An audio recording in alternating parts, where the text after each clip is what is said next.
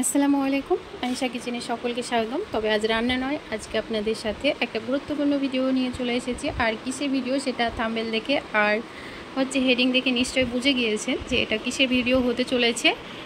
এই যে স্টিকার যেটা গুরুত্বপূর্ণ বলেছিলাম, সেই ভিডিওটা আজকে আপনাদের 2 থেকে আড়াই বছর পর আমি আবারও করে দেখাচ্ছি, আপনাদের বোঝার অর্থে বা সুবিধা অর্থে বলতে পারেন। এই যে দেখতে পাচ্ছেন কত সুন্দরভাবে আছে।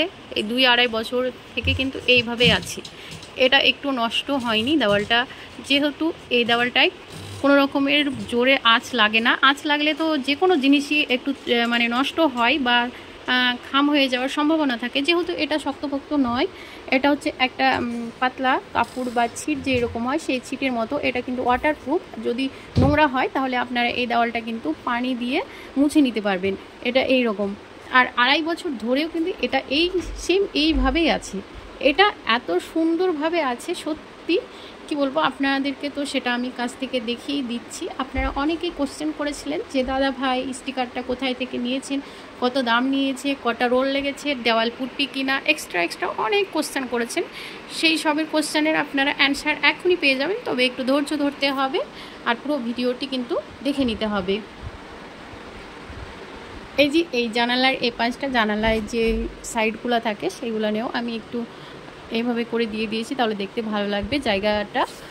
এই তো যেহেতু জানালাটা ভালো করে আটকানো আছে, খুলি না, সেই জন্য আর পুরোটা খুলে দেখালাম না, এইভাবে করে আবার রেখে দিলাম। এবার চলে যাই এই পাশটা, বোর্ডের এই পাশটা। সব থেকে বেশি আকর্ষণীয় হচ্ছে এই বোর্ডের পাশটা, এত সুন্দর দেখুন আপনারা। আর এই শর্ট ভিডিওতেও কিন্তু আপনারা দেখেছেন এটা এত সুন্দর লাগছে। কেমন লাগছে একবার আপনারা কমেন্ট করে আবারও জানাবেন। 2-2.5 বছর আগে এটা লাগিয়েছি, আর একটা আমি ছোট্ট শর্ট ভিডিওর ক্লিপ তুলে আপনাদের সাথে শেয়ারও করেছিলাম। এই যে বোর্ডের পাশটা দেখুন কত সুন্দর, এটা কিন্তু বেশি আকর্ষণীয়। আর আমি এখানে ক্লে দিয়ে এই ফুল করে নিয়েছি, যে ডালপালাগুলো আছে ওর মাথায় আমি বসিয়ে দিয়েছি, দেখে মনে হচ্ছে যে এখানে ফুল ফুটেছে।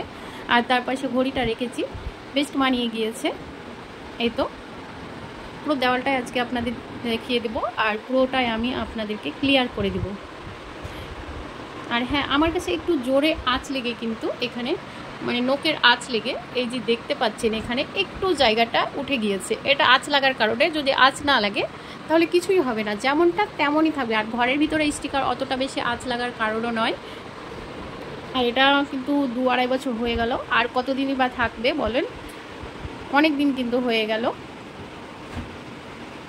এইভাবেই আছে, নিচ পর্যন্ত আমি দেখিয়ে দিচ্ছি কতটা লাগিয়েছি। যে ডেটোটা থাকে, ডেটোর উপর থেকে একেবারে এই যে দেখতে পাচ্ছেন এই উপর পর্যন্ত, তবে পুরোটা নয়, একটু ফাঁকা রয়ে গিয়েছে, এগুলো আর লাগাইনি। যেহেতু এই দেওয়ালটা লাগিয়েছি তারও একটা বিশেষ কারণ আছে, আপনাদের সেই কারণটা একটু ক্লিয়ার করে দিই। দেখে কি ভিডিওতে কিছু বুঝতে পারছেন যে কি কারণ হতে পারে? এই যে এই জায়গাটা দেখতে পাচ্ছেন, এইটা নিজে বাড়িতে মুন্ডলি করে আমরা মিস্ত্রিগিরি করতে গিয়ে এই জায়গাটাকে বিচ্ছিরি করে ফেলেছিলাম।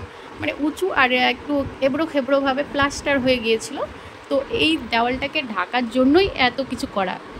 তো একটা রোল অর্ডার করেছিলাম, তখন ভেবেছিলাম এইটুকু জায়গা কভার হয়ে যাবে, কিন্তু না, সেটা হয়নি। একটা নেওয়ার পরে আমরা এই উপরটায় দিয়েছিলাম, দিয়ে ভাবলাম যে এটা একটাতে ভালো লাগছে না, পুরো দেওয়ালটাই যদি করি তাহলে অনেকটা বেশ ভালো লাগবে আর মানিয়েও যাবে, এটা বোঝাও যাবে না। এখন কি বোঝা যায় দেখুন, একটু বোঝা যায় না। পরে আবারও 3টে অর্ডার করেছিলাম, মোট এখানে 4টে রোল অর্ডার করেছিলাম। একটা রোল পার প্রাইস নিয়েছিল 141 টাকা, আর 4টে রোলে আমার পড়েছিল 500 কত টাকা সেটা মনে নেই, তবে 500 টাকা লেগেছিল, এর থেকে বেশি লাগেনি। আর এই যা দেওয়ালটা দেখছেন এটা কিন্তু আমাদের পুট্টি করা নেই, শুধু রং করা, রঙের উপরে এই স্টিকারটা লাগানো আছে। দেখুন আপনাদের আমি দেখিয়েও দিচ্ছি কাছ থেকে, দেখুন এই যে দেখুন পুট্টি করা আছে কি বলেন? এই যে নেই, এমনি রং করা। অনেকে জিজ্ঞেস করেন যে পুট্টি করা কিনা, পুট্টি না হলে হবে কিনা। না, পুট্টি না হলেও কিন্তু এই দেওয়ালে লাগানো যাবে, কোনো রকমের পুট্টি করার ঝামেলা ছাড়াই আপনারা এই স্টিকারগুলো লাগিয়ে নিতে পারবেন। আর এটার আঠাটা এত বেশি ভালো, কি বলবো, এই 2-2.5 বছরেও কিন্তু একটু উঠে যায়নি, কিছুই হয়নি, যেমন তেমনই আছে। এই ভিডিওটায় আপনারা অনেকেই কিন্তু অনেক ভালোবাসা দিয়েছেন আমাকে। এইভাবে আপনারা আমার পাশে থাকবেন আর ভালোবাসা দিবেন, তাহলে আমার পথ চলা অনেক বেশি সহজ হয়ে যাবে। একটু সাপোর্ট করবেন আর ভিডিওগুলো দেখার চেষ্টা করবেন, লাইক করবেন, আর হচ্ছে পাশে থাকা বেল বাটনটি ক্লিক করবেন। যখনই নতুন নতুন ভিডিও আপলোড করব সেমাত্র আপনাদের কাছে কিন্তু নোটিফিকেশানগুলো পৌঁছে যাবে। এই যে আপনাদের এই ভিডিওটা দেখার পর আশা করছি আপনাদের প্রশ্নের উত্তর পেয়ে যাবেন, বা আপনাদের সমস্ত প্রশ্নের উত্তরগুলো ক্লিয়ার হয়ে যাবে। পরে আমি একটা অর্ডার করেছিলাম, ওটা লাগিয়েছিলাম এই গ্যালারিতে, দেখতে পাচ্ছেন গ্যালারিতে পুরোটা হয়নি, জানালার টুকে আর এই গ্যালারিটায় দিয়েছিলাম, কিন্তু এটা অত বেশি ভালো ছিল না, মানে আঠাটা ভালো ছিল না। এর আঠা আমাকে আলাদা করে দিয়ে লাগাতে হয়েছে। আর এইগুলো নিয়ে আমি কোনো রকমের আঠা ইউজ করিনি, এটা যে আঠা সেটাতেই কিন্তু হয়ে গিয়েছে।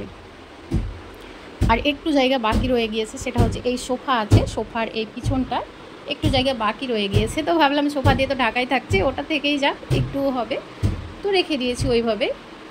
দেখা তো যায় না, বেশ ভালোই লাগে। পুরো ঘরটায় আপনাদের দূর থেকে দেখায় যে এটা স্টিকারটা লাগানোর পর দেওয়ালটা কেমন লাগছে। হয়তো আপনারা অতটা ভালো মতো বুঝতে পারছেন না, কিন্তু কাছে থেকে এটা অনেক বেশি সুন্দর লাগে। যেই দেখে সেই বলে এটা অনেক বেশি সুন্দর হয়েছে। আমরাও ঘরে এটা লাগানোর চেষ্টা করব। আর খরচটাও খুব কম, এতে খুব একটা বেশি খরচও হবে না।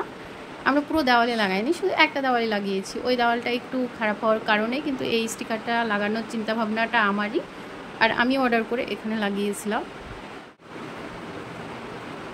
আরও যদি কোশ্চেন থাকে তাহলে আপনারা অবশ্যই কমেন্টের মাধ্যমে জানাবেন, সবার কোশ্চেনের অ্যান্সার দেওয়ার চেষ্টা করব।